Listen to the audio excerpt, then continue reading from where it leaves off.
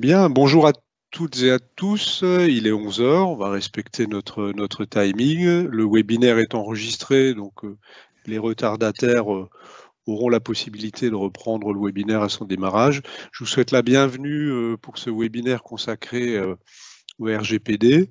On va l'aborder sans stresser grâce à Véronique Garcia qui nous fait le plaisir d'animer cette session. Véronique travaille avec la CCI sur plusieurs domaines, dont le RGPD. Je vais lui permettre de se présenter tout de suite. Et donc, pour une petite heure, on va bénéficier de l'expertise de Véronique. Donc, sur l'organisation du webinaire, je vous propose de laisser Véronique présenter intégralement son support et on passera aux questions en fin de session via le chat de préférence, puisqu'on devrait être une quarantaine ou une cinquantaine de personnes connectées. Voilà, je m'arrête, je donne la parole à Véronique. Merci Jean-Marc de votre présentation. Bonjour à tous. Donc, comme vous l'a dit Jean-Marc, je m'appelle Véronique Garcia. Je suis formatrice, enseignante et consultante en marketing, plus spécifiquement en marketing digital. J'interviens dans différents organismes, différents publics, donc du demandeur d'emploi à des salariés, à l'accompagnement d'entreprises, de directeurs de services dans les entreprises. Et à ce titre, donc je collabore avec la CCI depuis maintenant 2 ans pour accompagner les entreprises en marketing. Et quand on parle de marketing, il va de soi que le RGPD intervient et que d'une manière ou d'une autre, c'est un règlement et des dispositions qu'il convient de respecter pour se mettre en conformité. Alors, forte de mon expérience depuis 2 ans sur le RGPD, moi, ma spécialité, c'est vraiment la TPE et la PME. Et en fait, je me suis vraiment rendu compte que beaucoup d'entreprises, beaucoup de chefs d'entreprise ou de directeurs de services, ça leur faisait un petit peu peur de se lancer dans cette démarche du RGPD. Les gens ne comprennent pas trop ce que le sigle veut dire. Et nous avons choisi avec la CCI justement de développer un dispositif en disant « Vous inquiétez pas, c'est pas si compliqué que ça en fait ». Et c'est pour ça qu'on a intitulé ce webinaire « La conformité sans stresser ». En fait, des fois, il n'y a pas vraiment grand-chose à mettre en place pour se mettre en conformité. Et c'est l'objectif de ce webinaire. Alors, par contre, je vous propose de couper vos micros, s'il vous plaît, parce que j'ai pas mal d'écho. Voilà, super. Très bien. Alors, si vous le permettez, je vais dérouler. Je pense que de toute manière, le diaporama sera à disposition via la vidéo. Et puis, comme vous l'a précisé Jean-Marc, à la fin de cette présentation, je serai ravie de répondre à toutes vos questions. Donc, le RGPD, la conformité sans stresser, c'est parti et c'est maintenant avec la CCI, avec vous. Donc, tout d'abord, les objectifs de cette présentation, comme je vous l'ai dit, c'est de comprendre et maîtriser les enjeux du RGPD et surtout dédramatiser la mise en conformité. Comme je vous l'ai dit en préambule, vous allez voir que pour certaines entreprises, il n'y a vraiment pas grand-chose à faire et en 1 ou 2 jours, cette conformité, elle peut être déjà dans les clous et au carré. Et ce qu'on va vous proposer aussi, c'est un process de mise en conformité simple, rapide et efficace qu'on développe en accompagnant des entreprises et sous forme de formation avec la CCI. Donc vraiment, l'idée, c'est qu'à l'issue de la présentation, mon objectif, c'est que vous envisagiez la conformité au RGPD sans stresser et surtout que vous ayez l'envie et le souhait de vous lancer dans cette démarche. Donc, vous me direz à la fin si j'ai réussi le challenge. Donc, tout d'abord, un petit sommaire de ce que nous allons voir. Tout d'abord, ce qu'en disent les médias, et je pense qu'ils sont pour une grande partie responsables de la frayeur et de la peur qu'engendre ce règlement. Bien entendu, on reviendra sur qu'est-ce que c'est le RGPD. On parlera de données personnelles. Qu'est-ce que c'est les données personnelles ? Exactement, comment on les définit. Donc, je vous offrirai une définition des données personnelles. Qui est concerné par le RGPD, petite, grande, moyenne entreprise, vous verrez que tout le monde est concerné. Les avantages de cette mise en conformité, Tout simplement, je suis de nature plutôt optimiste, donc j'ai tendance toujours à voir le verre à moitié plein plutôt qu'à moitié vide. Et se lancer dans cette mise en conformité, ça peut aussi représenter des avantages pour l'entreprise. Ça permet de faire le point sur ce qu'on a, sur ce qu'on fait, et pourquoi pas développer des postures et être plus performant dans la gestion et dans la gouvernance de son entreprise. La mise en conformité en 4 étapes, je vous présenterai les 4 étapes que nous vous proposons, dans le sens où si vous n'avez pas une grosse entreprise de dizaines de milliers de salariés et si vous ne gérez pas certaines données sensibles, ça peut être assez simple de vous mettre en conformité. On reviendra sur le rôle du DPO, le délégué à la protection des données. Est-ce qu'il faut en avoir un, oui ou non? Bien entendu, on parlera de la CNIL, qui est la source, comme je l'appelle, puisque c'est l'intervenant dont vous avez besoin et qui est aussi le gendarme du RGPD. Et pour y arriver, vous verrez qu'on vous propose de vous accompagner. Donc voilà pour le sommaire de cette présentation. Donc tout d'abord, le RGPD, ce qu'en disent les médias. Ce qu'en disent les médias, c'est 250 000 € d'amende.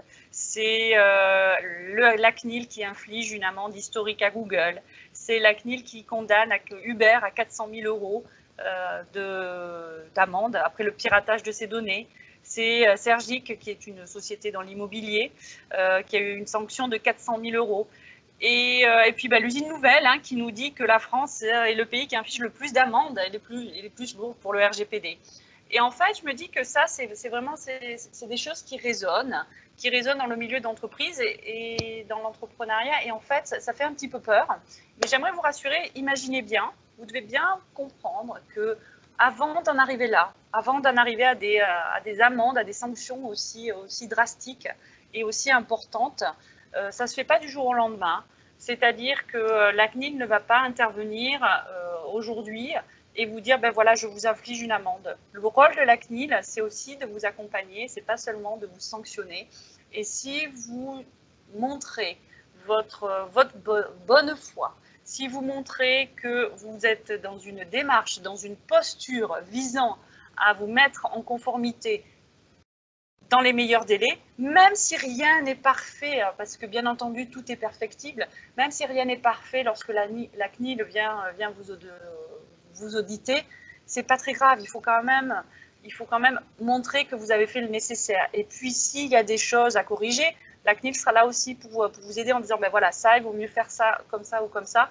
Mais rassurez-vous, la CNIL n'arrive pas dans votre entreprise et ne vous inflige pas une amende de 400 000 € ou 200 000 € tout de suite. Ça, je dirais, c'est les dernières étapes si vraiment vous n'avez pas répondu à leur sollicitation. Alors, par rapport à ces montants, il faut savoir que le non-respect du RGPD, alors ça peut monter très haut, puisque ça peut représenter 4% du chiffre d'affaires mondial de l'entreprise. Voilà, ce qui explique que certaines amendes sont très élevées. Mais comme je vous le disais, c'est vraiment lié à plusieurs tentatives de mise en conformité auxquelles l'entreprise n'a pas répondu qui génèrent ces sanctions. Donc voilà, donc du coup, rassurez-vous, tout de suite et maintenant, vous n'allez pas recevoir une sanction aussi importante. Par contre, là où ils peuvent être un peu moins tolérants, c'est si vous n'avez rien fait. Si vous n'avez absolument rien fait pour vous mettre en conformité avec le RGPD, on va se dire les choses, ça ne va pas détendre les personnes de la CNIL. Donc, le RGPD, c'est quoi? Il faut savoir que les données sont vraiment au cœur de la chaîne de valeur dans les entreprises et que bien gérées, bien sécurisées, au-delà du RGPD, elles permettent de gagner en efficacité, en compétitivité, de personnaliser l'offre client, de conforter la relation client. Moi, je travaille dans le marketing. On a tendance à dire, la donnée maintenant, c'est l'or noir de notre siècle. La donnée, on n'est plus sur un marketing de masse, on est de plus en plus sur un marketing individualisé, personnalisé. On a besoin de personnaliser l'offre pour le client. Donc, la donnée, c'est ça qui me permettra de répondre vraiment aux attentes, aux besoins du client. Donc, j'ai besoin de ces données pour être performant commercialement et générer de la satisfaction, de l'engagement et de la fidélité de mes clients. Donc, c'est vraiment essentiel et c'est pour ça que je précise que c'est vraiment au cœur de la chaîne de valeur de certaines entreprises, et bien entendu, certaines plus que d'autres. Le RGPD, c'est quoi dans ce rôle-là? Donc, ça veut dire Règlement général sur la protection des données.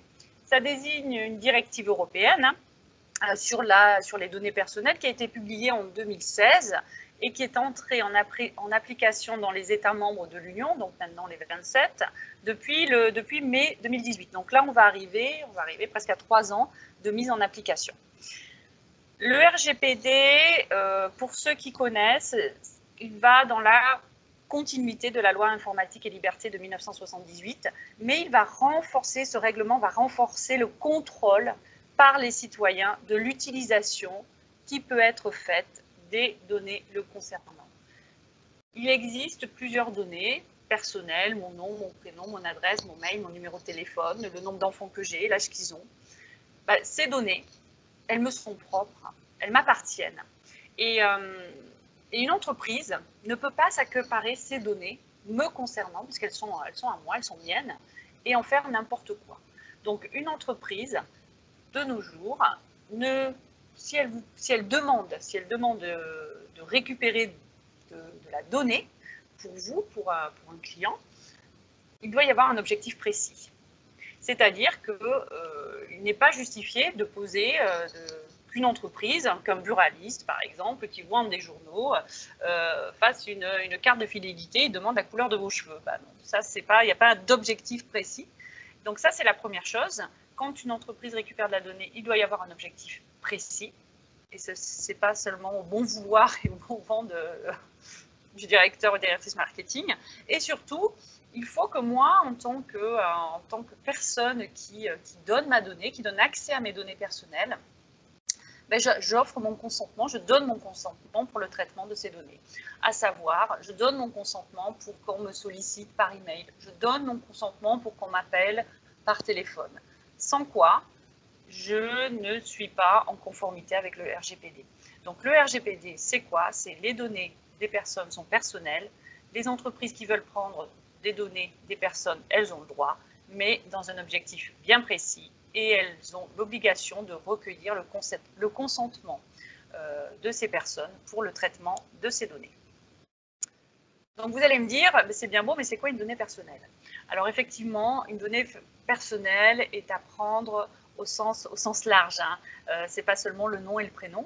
Donc une donnée personnelle est toute information se rapportant à une personne physique identifiée ou identifiable. Donc, bien entendu, une personne peut être identifiée directement par son nom et par son prénom, comme moi, Véronique Garcia, ou indirectement. Et ce qui permet, par exemple, de remonter à une personne, un numéro client, un numéro de téléphone, une donnée biométrique, ou alors plusieurs éléments spécifiques, propres à l'identité physique, physiologique, génétique, psychique, économique, culturelle ou sociale, ou même la voix ou l'image, sont des données personnelles. Donc, mon compte client de X entreprise, c'est une donnée personnelle. Et donc, ce compte client, je n'ai pas à le retrouver n'importe où, n'importe quand. Donc, voilà ce que c'est une donnée personnelle. Ce n'est pas seulement le nom et le prénom, et ça peut être considéré d'une manière bien plus large, comme la voix, comme votre image, comme votre numéro de téléphone. Et toutes ces données doivent être protégées. Alors, qui est concerné par le RGPD? Alors ça va intéresser. Oups, excusez-moi. Un petit chat qui passait par là. Alors, qui est concerné par le RGPD?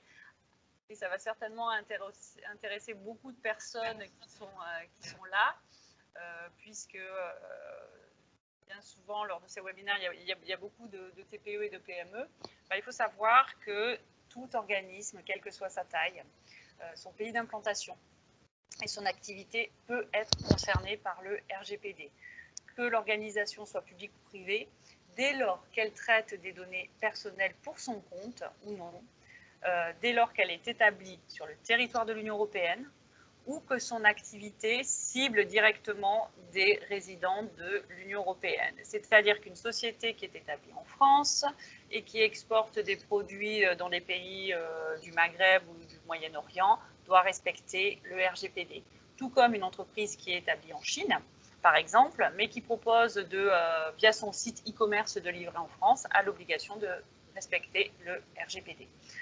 Donc, toute organisation, d'une manière ou d'une autre, a des données personnelles, qu'elles soient privées, publiques, qu'elles soient de sa taille, hein, même liées à sa taille, qu'elle ait un salarié, 10 ou 10 000. Donc, elle a l'obligation de respecter le RGPD.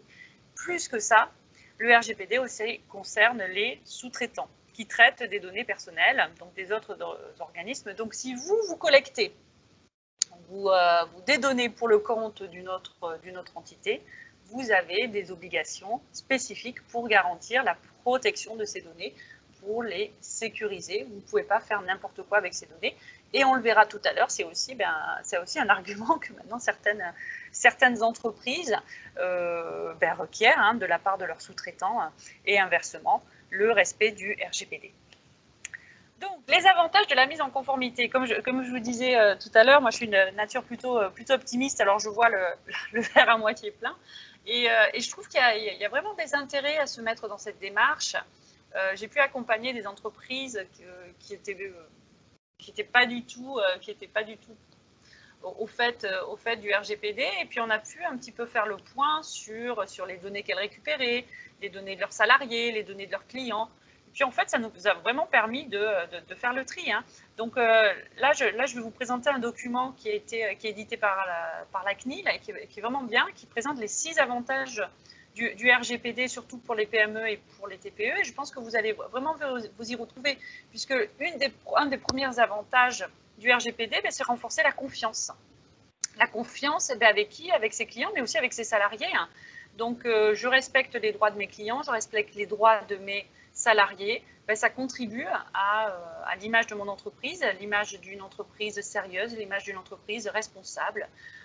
Moi, je n'ai pas envie forcément de travailler pour une entreprise où je sais que les données peuvent partir à droite, à gauche. Si je suis client d'une entreprise et si j'ai vent ou si je ne me sens pas rassurée de par la communication de mes données, ça ne me donnera pas forcément une très belle image de l'entreprise. Donc ça, et comme je le dis souvent, même dans les boutiques, hein, quand je travaille avec des commerces, dites-le, vous êtes RGPD friendly, si je peux me permettre, c'est-à-dire que vous respectez cette conformité, ce qui amène de la confiance. Le deuxième avantage, c'est améliorer l'efficacité commerciale, maintenir ses fichiers à jour dans l'intérêt de développer le chiffre d'affaires, avoir des intérêts à jour, des fichiers à jour, c'est vraiment important en termes de communication, mailing direct, emailing, quelles procédures on peut mettre en place pour justement s'assurer que nos fichiers soient à jour. Ça aussi, c'est des questions qu'on se pose dans le cadre d'une mise en conformité du RGPD.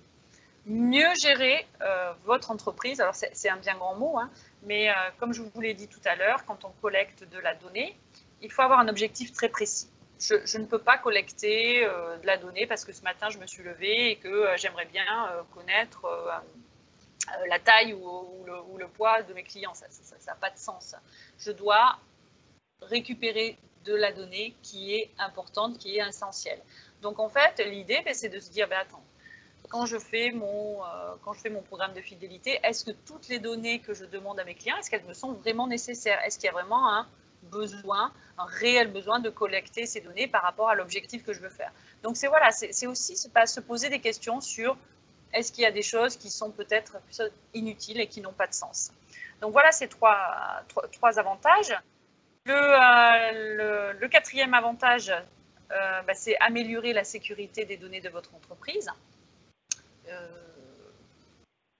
On n'est pas à l'abri, hein.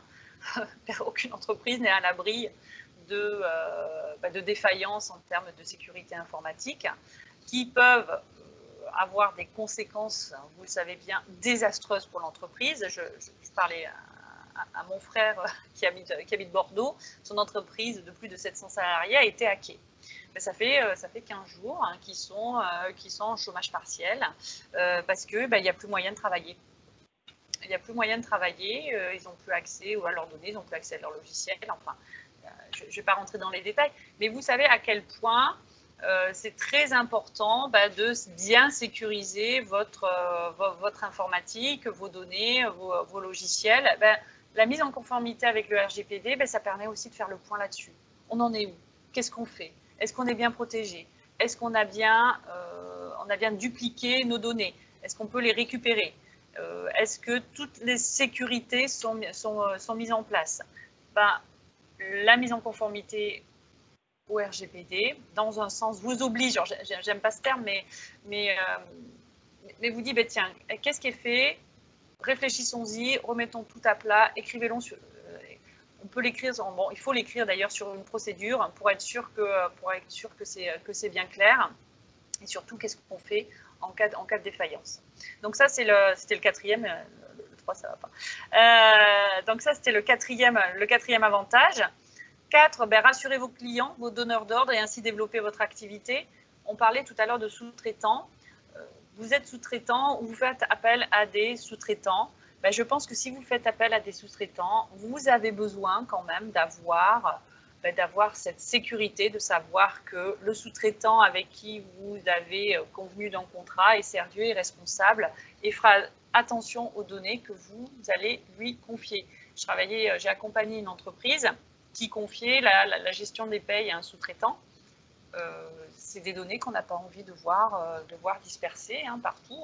Donc, c'est un moyen de se dire, voilà, je travaille moi avec des sous-traitants qui s'engagent à respecter le RGPD.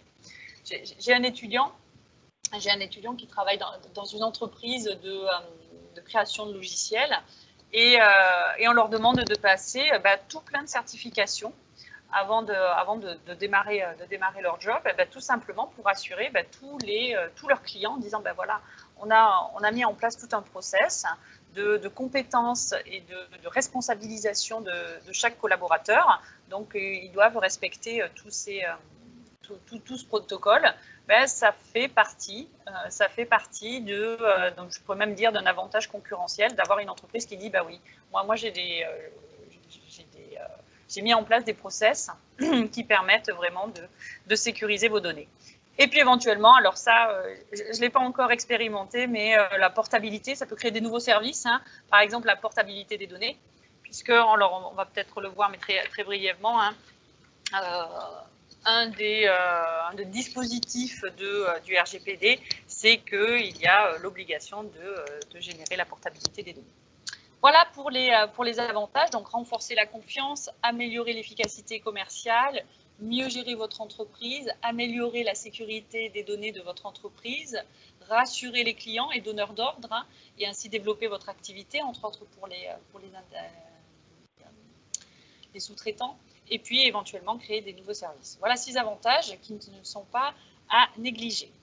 Alors maintenant, straight to the point, allons dans le vif du sujet, comment je m'y prends? Parce que c'est bien beau tout ça, mais c'est quoi la première étape? Et souvent, quand je fais des formations, j'ai coutume de dire, l'objectif à la fin de la formation, c'est que je sais quoi faire de lundi matin à 8 h. Donc, moi, je vous propose ce dispositif, ce process de mise en conformité en 4 étapes. Et quand on accompagne les entreprises avec la CCI, on se base là-dessus. Tout d'abord, il faut recenser toutes les données. Qu'est-ce que vous avez comme données? Donc là, je vais vous montrer un outil qui existe. Deuxièmement, qu'est-ce que je fais? Je fais le tri. Est-ce que j'ai besoin de toutes ces données? De toute manière, pour chaque donnée, pour chaque traitement. Alors, quand on parle de liste de traitement, un traitement, en fait, vous pouvez l'entendre dans le sens fichier. Voilà.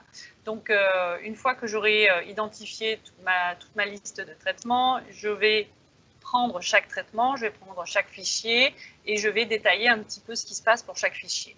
Troisièmement, qu'est-ce que j'ai fait pour sécuriser les données? Je dois mettre en place un dispositif pour assurer la sauvegarde et la sécurisation de vos données. Donc, qu'est-ce que j'ai mis en place? Une procédure, mais aussi, donc l'outil 2 sera bien entendu la rédaction d'une procédure précisant ce dispositif des fois, c'est assez simple, hein. Une page, voire un schéma peuvent largement suffire à cet objectif. Et quatrième point, permettre la rectification des données. Donc là, il faut que je réfléchisse, qu'est-ce que j'ai mis en place dans mes conditions générales de vente, qu'est-ce que j'ai mis en place comme conditions, les conditions légales sur mon site internet pour m'assurer que chaque personne pour qui j'obtiens, je conserve des données et le droit d'accès à ces données, me donne son consentement pour que je puisse mettre une pression marketing, envoyer un email ou un courrier à ces personnes. Qu'est-ce que j'ai mis en place pour que cette personne puisse retirer, supprimer, modifier les données que j'ai acquis, et puis transférer le transfert de ces données éventuellement à notre prestataire. Donc voilà ces 4 étapes. Donc la première étape, donc c'est l'étape 1, recenser les données. Alors comme vous voyez, je vous présente ici un tableau. Alors ce tableau, il est tout simple, c'est un tableau qui est fourni par la CNIL, donc téléchargeable sur le site de la CNIL. Donc vous voyez que sur la première ligne, on demande les coordonnées du responsable de l'organisme. Donc en général, c'est le dirigeant de l'entreprise, le PDG, le directeur, le chef dans l'entreprise.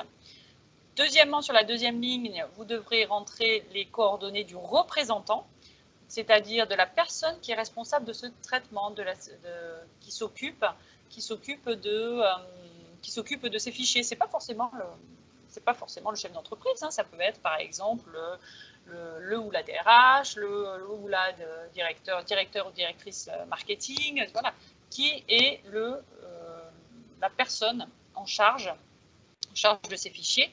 Et la dernière ligne, les coordonnées du DPO, et nous reviendrons un petit peu plus tard sur l'obligation ou pas d'avoir un DPO. Qu'est-ce que je dois faire dans ce tableau? Je dois recenser tous mes traitements. Donc, tout simplement, je dois m'asseoir, me poser la question, éventuellement je fais un brainstorming avec tous les gens de mon entreprise concernée. Où c'est qu'on a de la donnée? Où c'est qu'on a de la donnée? Alors là, je vous ai mis un exemple. Par exemple, le nom du traitement, vous voyez marqué exemple en bas de la ligne, gestion de la paye. Voilà. Donc, gestion de la paye, oui, pour gérer la paye, effectivement, on récupère quelques données. Donc, exemple, on met la date de création de la fiche, éventuellement la date de mise à jour, et puis surtout, la finalité, c'est-à-dire, je vous ai parlé tout à l'heure de l'objectif. Pourquoi, dans ce cadre-là, je récupère de la donnée? Pourquoi j'ai besoin du nom, du prénom, du numéro de sécurité sociale, de l'adresse, de l'email, je ne sais quoi, pour gérer ce traitement, à savoir la paye? La finalité de mon traitement, c'est gérer la paye, c'est calculer des rémunérations, c'est calculer le montant des versements adressés aux organismes sociaux. Voilà pourquoi j'ai ce traitement. Et puis la dernière colonne, c'est les données sensibles. Est-ce que dans ce cadre-là, je traite des données sensibles, oui ou non? Donc dans la majeure partie des cas, vous direz non, et je vais vous expliquer ce que c'est une donnée sensible. Et donc ça, je le fais pour tous mes fichiers, pour tous mes traitements. Je fais un inventaire de tous les endroits où j'ai de la donnée. Moi, ce que je conseille d'une manière générale, c'est d'avoir 3 fichiers. Alors, 3 fichiers, ça peut être, je dis 3 fichiers, c'est un fichier Excel avec 3 onglets. C'est-à-dire les données concernant mes salariés, donc de l'interne, les données concernant mes clients, et souvent, je fais faire, quand c'est le cas échéant, un fichier sur les sous-traitants. Voilà, donc vous avez 3 documents dans votre tableau Excel. Donc, interne, externe, et puis les sous-traitants. Donc, ce qui m'amène à vous expliquer ce que c'est de la donnée sensible. Donc là aussi, c'est un peu particulier, hein. C'est vraiment une forme particulière de données et ça relève de l'origine raciale, ethnique, les opinions politiques, religieuses, philosophiques, l'appartenance à un syndicat, le traitement de données génétiques, biométriques. Donc en fait, ce que dit le RGPD, le règlement général sur la protection des données, c'est que vous n'avez pas le droit, il est interdit de recueillir ce genre de données, sauf dans des cas particuliers, des cas exceptionnels. Par exemple, si la personne a donné son consentement sur certaines données, si les informations sont rendues publiques par les personnes concernées, si elles sont nécessaires à la sauvegarde de la vie humaine. Par exemple, quand on est sur des organismes publics, donner l'accès à son groupe sanguin peut sauvegarder la vie humaine. Donc voilà, il y a certaines données, mais en règle générale, moi personnellement, de toutes les entreprises, les PME TPE que j'ai accompagnées, on n'a jamais eu ce genre de situation. Ce qui engendre quand même un dispositif un petit peu plus particulier. Et dans ce cas-là, je conseille très vivement d'aller se renseigner auprès d'un avocat quand on prend ce genre de données. L'étape 2, une fois que j'ai fait toute ma liste de traitements, là ça peut vous faire un petit peu peur ce tableau, mais je juste rétrécis pour vraiment qu'il tienne sur la page. Une fois que j'ai fait ma liste de traitements, chaque traitement, je vais dire, comme vous voyez, vous avez descriptif du traitement, donc on reprend gestion de la paye, je retrouve ma référence, la date de création, la date de mise à jour, et après, dans le paragraphe suivant, j'ai les acteurs. Qui est responsable de ce traitement? Qui est le DPO? Donc le DPO, on y reviendra. Donc je mets les coordonnées. Donc en fait, une fois que j'ai rempli cette fiche, bien souvent, après, c'est des copier-coller. CTRL-C, CTRL-V, c'est toujours la même chose. Je reviens sur le paragraphe 3, la finalité du traitement. Pourquoi je prends ces données? Gestion de la paie, calcul des rémunérations. Le paragraphe suivant, c'est les catégories de données personnelles concernées.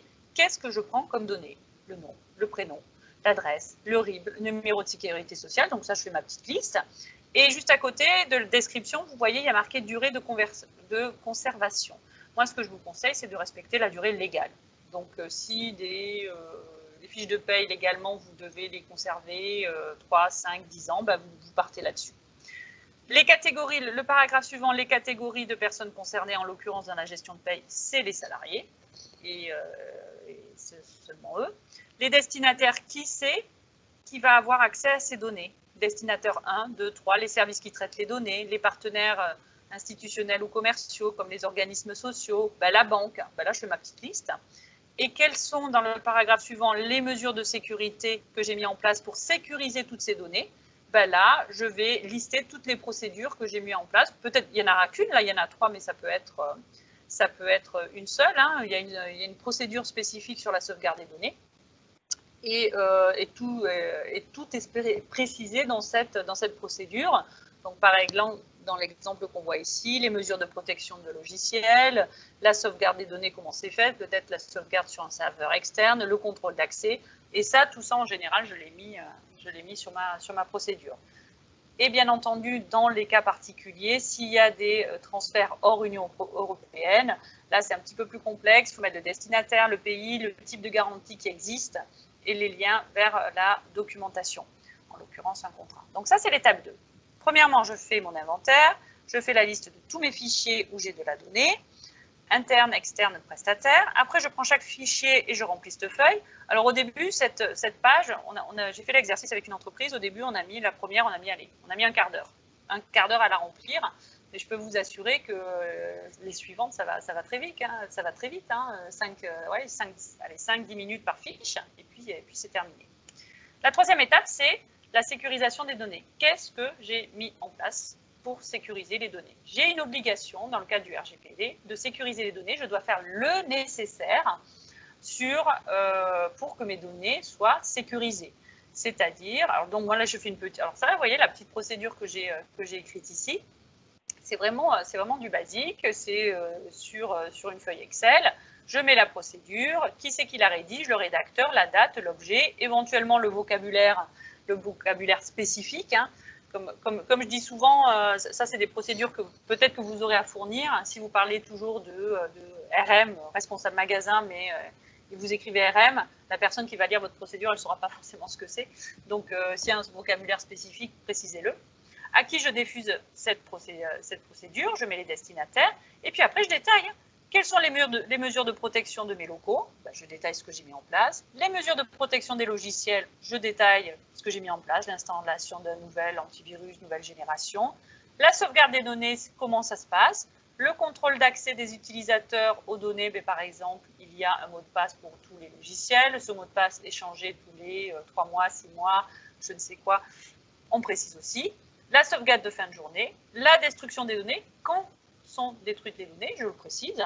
Et le dernier paragraphe qui est le modus operandi en cas de dysfonctionnement, vol ou piratage des données personnelles. Alors, vous voyez le paragraphe que j'ai écrit, en fait, c'est pas moi qui l'ai écrit, hein. C'est que dit la CNIL en cas de dysfonctionnement, en cas de vol, en cas de piratage. Quelle est la procédure à suivre? Ben, la procédure à suivre, c'est un copier-coller de ce que propose la CNIL, c'est-à-dire que je dois tout de suite déjà en informer la CNIL, j'ai 70 heures hein, pour dire, ben voilà, on m'a volé des données avec les fichiers clients, avec les informations sur mes salariés. Je tenais à vous informer. Et là, vous respectez le protocole de la CNIL. Donc là, vous voyez, là, une procédure comme celle-ci, avec certaines entreprises, avec l'informaticien, on y a passé grand max 1 heure. Hein. Une heure à la rédiger, hein, pas plus que ça.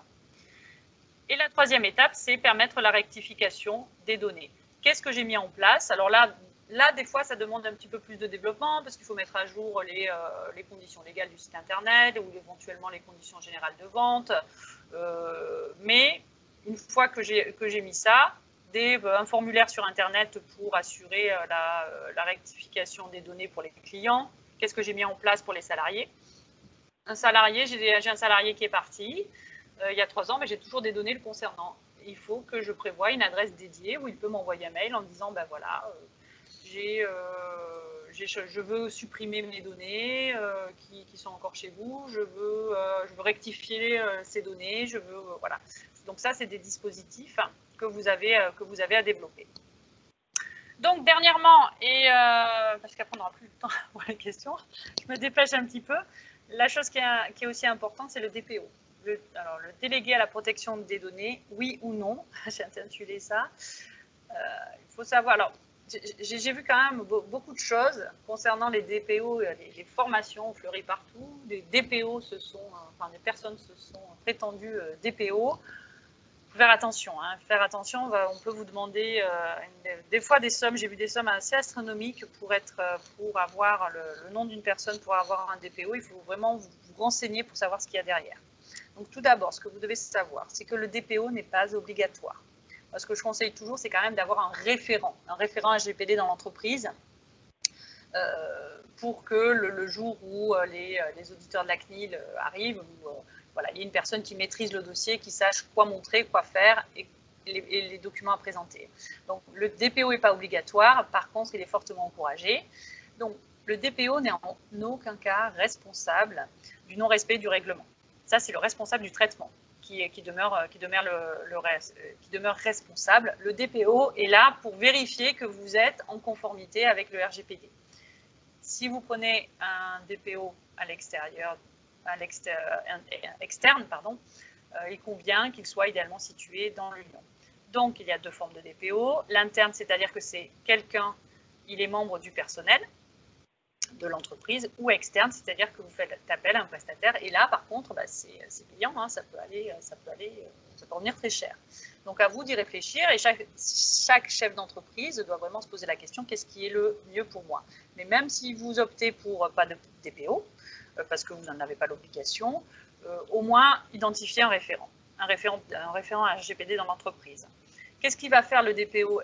Il va accompagner à la mise en œuvre du RGPD, il va veiller à ce que les registres soient réalisés, c'est-à-dire l'inventaire dont je vous ai parlé, pour que chaque traitement, il y ait une fiche avec précisant toutes les informations nécessaires, à savoir l'objectif, qui a accès à ces données.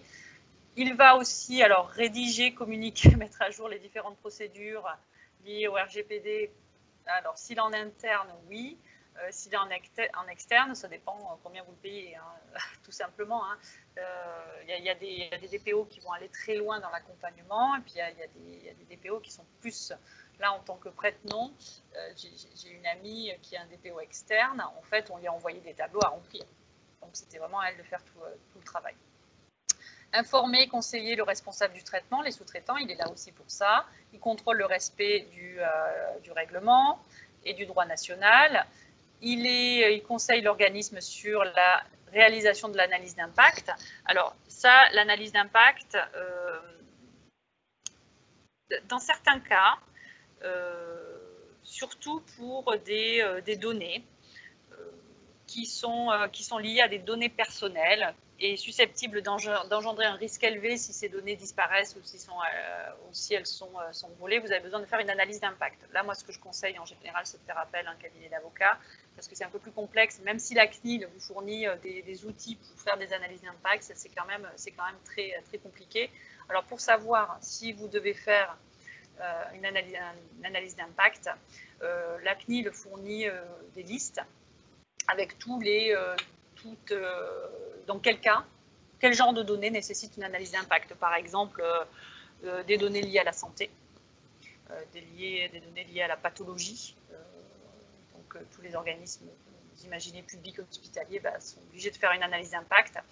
Là, ça, c'est vraiment de la donnée à risque. Et il faut s'engager dans ce process. Tout ce qui est lié aux ressources humaines, je prends des informations pour gérer les payes, tout ça, voilà, il n'y a pas d'analyse d'impact à faire.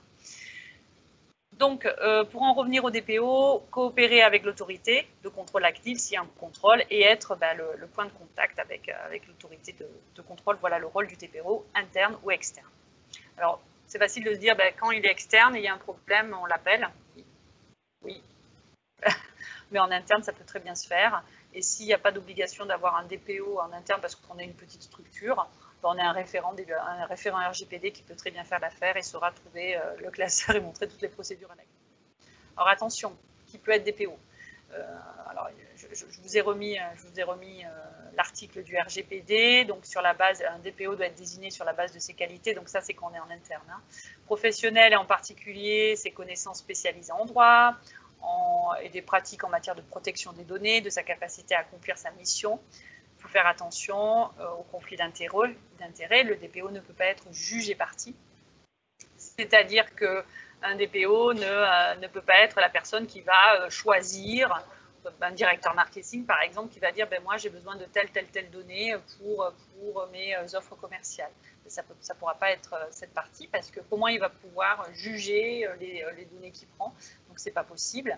Donc, en général, le DPO ne peut pas être le directeur général, le DAF, le RH, responsable marketing, responsable informatique, puisque dans ce cadre-là, le DPO serait jugé partie. Voilà, j'en arrive à la fin. Alors, je vous ai mis quelques liens de la CNIL, donc surtout le guide pratique de sensibilisation à RGPD pour les PME, les TPE, c'est vraiment très bien fait, accessible, téléchargeable sur la CNIL, ça a été créé avec la BPPI France. Comme je le mets au milieu, si les données personnelles ne sont pas au cœur de votre activité, les moyens à déployer pour vous mettre en conformité au RGPD ne seront pas très importantes. J'ai accompagné un boulanger. Il n'y avait pas de carte client, il n'y avait pas de programme de fidélité. Le RGPD, ça a été vite fait. En une journée, la conformité, elle était au carré parce que ça concernait que les salariés. Donc, c'est allé assez vite. Je vous ai mis aussi les horaires de la CNIL. Donc, rassurez-vous, alors depuis la crise sanitaire, la CNIL ne débarque plus chez vous sans prévenir. Donc, vous êtes prévenus si les auditeurs de la CNIL ont décidé de vous auditer. Voilà. Et pour en terminer, n'oubliez pas que la CCI avec Jean-Marc Kolb et Karim Djafour sont là pour vous accompagner, pour vous former. On a des propositions de formation sur une journée, voire un accompagnement un petit peu plus complet en fonction de vos attentes et de vos besoins. En tout cas, on reste à votre disposition. Pour terminer, je dirais merci de votre attention. J'espère que je n'ai pas été trop longue, un peu trop comme d'habitude.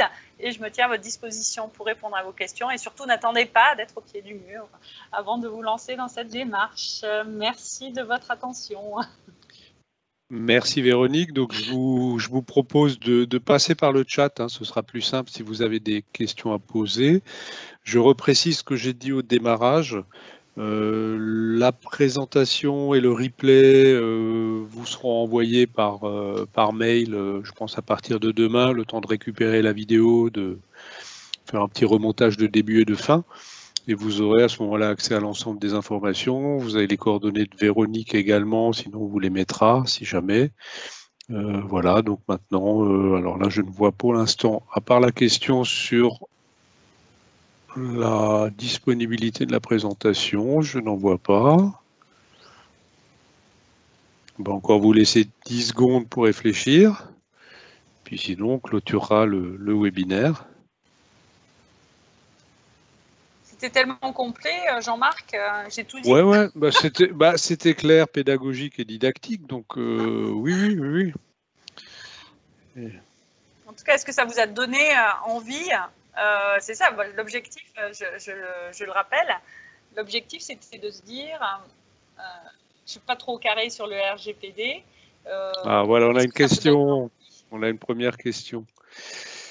Quand on envoie un mail, faut-il une phrase type ou le moyen de se désabonner pour le destinataire, donc par rapport à une newsletter, hein.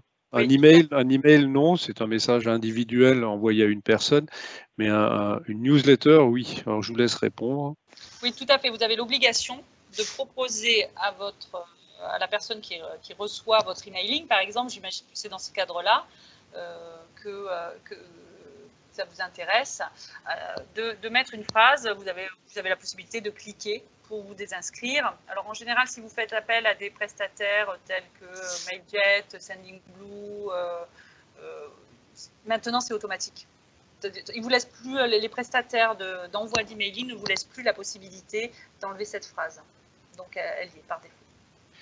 Alors, y a-t-il des trames de fichiers à remplir? Faut-il les créer? Alors oui, les trames existent sur le site de la CNIL, hein, donc oui. Véronique.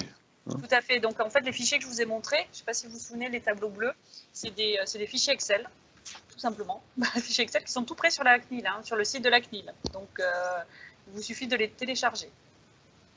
Une autre question sur les spécificités pour des collectivités territoriales de type mairie. D'accord. Alors moi, pour être tout à fait honnête, j'ai jamais accompagné de collectivité territoriale type mairie pour le RGPD. Mais comme je l'ai dit tout à l'heure, le RGPD doit être respecté par tous les organismes, qu'ils soient privés ou publics. Donc vous devez recenser vos données, faire votre inventaire, liste de traitement par rapport à vos salariés. Est-ce qu'il y a des données que vous récoltez? Quelles sont-elles? Et vous devez vous assurer, pour les sécuriser aussi, ces données, et puis possibilité de donner à vos habitants de corriger certaines de ces données. Peut-être voir au niveau de l'association des maires, il y a peut-être quelque chose qui a été fait, voir au Conseil général. Je sais qu'il y a parfois des plateformes de services pour bénéficier de l'expérience de ceux qui ont déjà fait la démarche. Ensuite, il y a une question, comment dois-je faire pour nommer un DPO si je suis indépendante, gérante d'une entreprise unipersonnelle? Alors, vous pouvez vous taper DPO sur Internet et vous allez avoir pléthore d'entreprises qui vont se proposer pour gérer, pour être DPO pour votre entreprise. Si vous êtes toute seule, est-ce qu'il y a vraiment un intérêt? Alors, à part si vous gérez des données très sensibles, je suis pas, enfin, à vous de voir si vous avez besoin d'un DPO. En tout cas, il y a plein d'organismes, plein de cabinets d'avocats, plein de cabinets consulting qui peuvent se proposer d'être DPO pour vous. Alors, vous pouvez nous donner les liens. Voilà, les liens arrivent tout seuls. Ça, c'est fait. Alors, pour une association. Pour une association, c'est exactement la même chose. Moi, c'est pareil. Hein. Je gère une association. Eh ben, on a dû faire notre liste de traitement par rapport à nos adhérents. ça va de soi. On a dû demander, parce qu'on a un bulletin d'adhésion, pourquoi on a dû justifier pourquoi on demandait telle ou telle donnée, combien vous avez d'enfants, dans quelle école ils sont. Il y a un objectif, hein, en l'occurrence pour une association de parents d'élèves, il y a vraiment un intérêt. Et puis, on a fait notre liste de traitement. Alors, on n'a pas de DPO parce que ce n'est pas une obligation, hein, je le redis. Mais on a désigné un référent RGPD qui est un membre de l'association. Faut-il remplir un fichier par client ou un seul fichier pour représenter l'ensemble du fichier client? Non, un fichier. C'est une fiche pour un traitement par rapport au fichier client. C'est-à-dire que si vous avez un tableau Excel avec 10 000 lignes, voilà, 10 000 lignes des coordonnées de vos clients, ça c'est un traitement, c'est un fichier. Donc vous le mettez dans votre tableau numéro 1, vous mettez fichier client par exemple. Quelles sont les données que vous récupérez, nom, prénom, alors ça dépend de votre secteur d'activité, l'adresse, peut-être l'email, le numéro de téléphone. Voilà les données que vous récupérez pour vos fichiers clients. Et après, ce traitement, vous allez le détailler dans la deuxième, donc c'est l'étape 2, hein. Vous allez détailler pourquoi vous prenez ces données. Le fichier client, je prends les adresses email parce que j'envoie des emailings. Le SMS parce que j'informe mon client que son produit est arrivé via SMS. Vous justifiez pourquoi vous prenez ces données. Donc, une fois, vous précisez votre fichier client dans la liste de traitement et après, vous faites une fiche de registre. Est-ce qu'il y a d'autres questions? Est-ce que ça a répondu à vos questions déjà? Oui, a priori, oui. Non, j'ai l'impression qu'on a terminé. Alors, un DPO ne peut être du tout un responsable de service. Je dirais que c'est au cas par cas. Hein. Si, ça dépend, c'est quoi un responsable de service? Ça dépend ce qu'il fait. Un responsable de service qualité, à voir. Ça dépend en fait vraiment ce que le responsable fait. Il ne faut pas qu'il soit jugé parti. Il ne faut pas que ça soit une personne qui intervienne dans le choix des données qu'on va récupérer. Un directeur marketing, forcément, il va intervenir dans le choix des données qu'on récupère pour les clients. Lui, il va se poser la question, il va dire, moi, je veux ça, je veux ça, je veux ça. Et dans ce cadre-là, il ne peut pas être DPO. C'est pas possible, puisque c'est lui qui décide. Mais responsable service administratif, peut-être. Ça peut. Alors, il y a des formations spécifiques aussi pour les DPO qui existent pour faire des... je crois que vous proposez ça hein, à la CCI pour devenir DPO sur 2 ou 3 jours pour des entreprises qui souhaitent ne pas avoir un DPO en externe, qui souhaitent avoir un DPO en interne. Il y a des formations de 2-3 jours qui existent, je crois, à la CCI pour se former. Alors, le référent ne peut donc pas être le dirigeant d'une association. Non. Ben non. Donc, nous, on a mis, je parle en cas particulier, pour une association, on a mis une personne. Mais après, voilà, ça se fait en toute collaboration. Hein. C'est juste que c'est la personne, le dirigeant va dire, je veux qu'on prenne telle donnée sur mes adhérents, et puis le DPO sera juste là, ou le référent DPO, le référent RGPD, parce qu'il n'y a pas besoin d'un DPO. Le référent RGPD sera juste là en me disant, attends, là, c'est un peu borderline, il n'y a pas d'objectif à prendre cette donnée. Donc, non. Utilise des données clients sur un logiciel dédié, c'est à la marque de ce logiciel de prouver qu'il est en règle de son côté. C'est un peu des deux. C'est-à-dire que votre logiciel, vous devez, si vous utilisez ce logiciel, vous renseigner sur la protection de ce logiciel. Qu'est-ce que vous mettez en place pour que les données soient sécurisées sur ce logiciel? Est-ce qu'il y a un mot de passe déjà? Est-ce que ce mot de passe est changé régulièrement? Ça, vous pouvez le mettre dans votre procédure. Et puis voir si c'est peut-être un abonnement que vous payez pour votre logiciel, voir ce que le prestataire a mis derrière ce logiciel. Hein. Donc ça, il ne faut vraiment pas hésiter à vous renseigner auprès d'éventuels prestataires. Voilà, j'ai l'impression que l'ordre du jour et les participants sont épuisés. Oui, j'ai épuisé tout le monde, je suis désolée. J'ai épuisé ou j'ai ennuyé tout le monde? Non, mais c'est bien, parce qu'on voit qu'avec les questions qui arrivent, on voit que le programme a été complet et compris, puisque les questions sont effectivement très précises, donc c'est bien. Bon, c'était très intéressant, voilà. Parfait. Bon, merci à tous d'avoir participé à ce webinaire. Merci beaucoup Véronique de l'avoir animé. Merci Jean-Marc de m'avoir invité. Je vous en prie. Donc moi je vous rappelle, pour les participants, on vous enverra un email avec le lien de replay qui sera de toute façon disponible sur le site de la CCI. Voilà, merci beaucoup à tous. Bonne fin de journée. Merci à tous, bonne fin de journée.